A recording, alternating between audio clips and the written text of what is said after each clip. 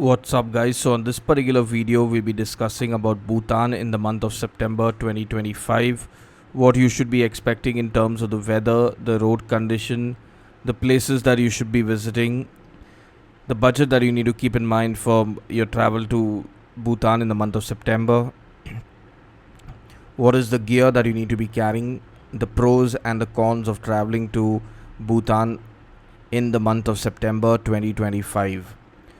So now it's important to understand that Bhutan is a Himalayan country located in the eastern Himalayas.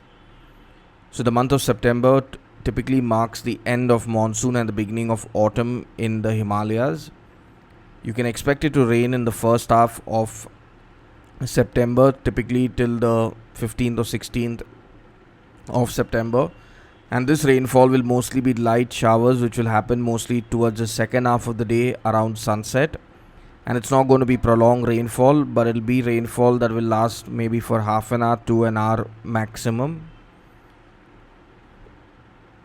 In the other parts of Bhutan, that is towards the northern side, when it comes to the temperature in Bhutan, the first half is going to be a lot more humid, and the temperature in places like Thimphu and Paro will range from anywhere between 12 degrees to 25 degrees in the daytime, and in the evening, that's after sunset, the temperature will range from anywhere between 6 degrees to 10 degrees.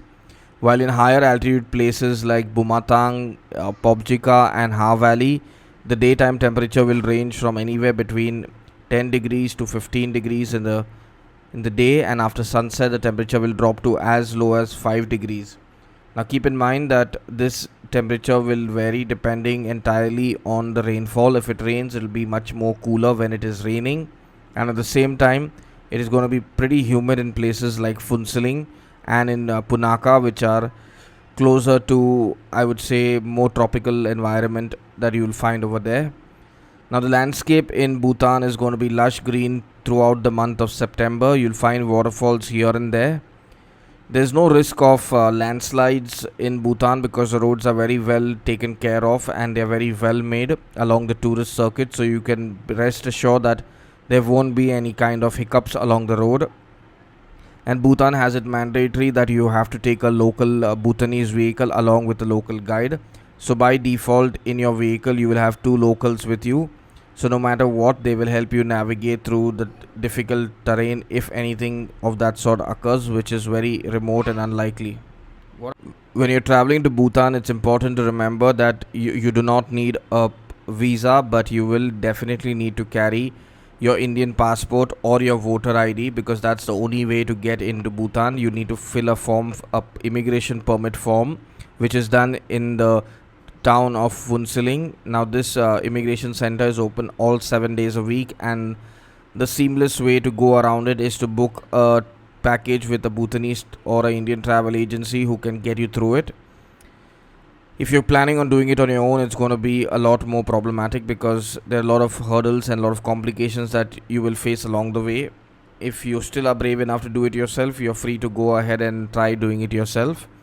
Now when it comes to the places that you should be visiting, by default Punakha, Paro, Thimphu, if you have the time, you should definitely stay at Ha Valley and at Bumatang. That is provided you have more time. To do Ha Valley, Pobjika and Bunatang, you'll need a minimum, I would say, of 10 to 12 days. From the three places mentioned earlier, the best offbeat place that I would personally recommend is Ha Valley, because you'll get a really good experience of what the local life in Bhutan is, along with the fact that you can stay in a homestay and experience at the same time the local culture and cuisine of Bhutan without having the glamour and the frills that come with it when you're traveling to places like Paro and Thimphu, which are pretty much commercial. Now Indian currency is accepted in Bhutan, but only rupees 50 and 100 is acceptable. The 500 rupee note is not at all accepted in Bhutan. So by default, make sure that you have enough of cash with you, because Indian debit cards and credit cards are not accepted in Bhutan, even though you might feel you have an international debit card. At the bottom of your card, you'll find a note which says that it's not accepted in Bhutan and in Nepal. So no matter which credit or debit card you have, it's not going to work in Bhutan. So make sure you carry enough of 100 rupee notes so that you do not have any issue. And at the same time, your travel agency can help you get money over there in case you fall short, but keep that as a worst case scenario. Now, when it comes to traveling in Bhutan, you have to be cautious about the fact that smoking is not allowed. So, if you are someone who wants to smoke on holidays, be very cautious about it, because that can lead to a fine and even imprisonment. You will not find any shops selling cigarettes in Bhutan, and if you want to buy one, it's similar to a drug deal in most countries. It's going to take you a long process to get it, and my personal recommendation is do not try to do it, because it can be really risky and at the same time can jeopardize your entire trip. Now, Bhutan is a culturally rich country, so no matter where you're going in Bhutan, you'll find monasteries, you'll find zongs. These are places where you'll find plenty of lamas and monks. At the same time, Bhutan in the month of September is a great time to be visiting, because it's still shoulder season, it's not the peak season.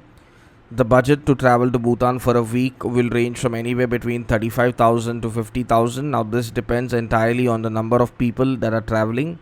The costing that I've mentioned is anywhere between, for a group of 4 to 10 people. The more the number of people, the cheaper the cost will get. But at the same time, make sure that you're going with a reputed travel agency, so that you're not ending up traveling with a group of 100 or 200 people, because that's how the trips are getting cheaper in Bhutan, because they club you with a minimum of 100 people and then it's a circus. Now, when it comes to what you should be packing, keep in mind that when you're traveling to Bhutan, by default pack light clothing, breathable clothing that can dry quickly in case it rains and gets wet. Carry an umbrella, because you never know, it can rain anytime in the month of September. Your shoes are very important, because you have to do a lot of walking in Bhutan, so by default carry a good pair of shoes. Shoes which have a good grip are very important. Then with this, you definitely need a winter jacket, because the nights are going to be really cold in Bhutan. So carry a good winter jacket along with you, and carry your sunglasses, because when the sun is out, you will definitely need your sunglasses with you. Now, when it comes to a local SIM or international roaming, my recommendation is always take a local SIM in Bhutan. Tashi SIM is a very good cell phone network provider, and it will work out much more affordable as compared to taking international roaming to Bhutan, which will just be maybe 10x the cost. Now, if you are someone who's planning a trip to Bhutan and are confused about how to go about it and want to book with a group, then we do have group trips to Bhutan in the month of September. You can click on the link in the description and you'll get all the details related to our trip to Bhutan. If you are interested in just getting information, then do not WhatsApp our team, because our team is particularly only for our Tlow trips. It is not to answer your general queries. If you still want to get connected, then you'll have to book a consultation with us. The link for the same is in the description. If you feel your query can be solved via the YouTube comment option, then you can leave a comment in the comment section, and we'll be more than happy to reply to your comment and try to solve your query via the comment section. Now, when you're traveling to Bhutan, make sure that by default you make the trek to Paro Tiger Hill, because that's the monastery which is most sought after. But remember, there's an entry fee of rupees 1000 INR to get in, and at the same time, most places in Bhutan have entry fees ranging from anywhere between 200 rupees to 1000 rupees. So for all this, you will definitely need a lot of cash with you along the way, because no travel package will include your entry fee. Maximum they will include is maybe Tiger Monastery, nothing beyond that. So now, till our next video for Bhutan, stay happy, stay blessed and stay safe.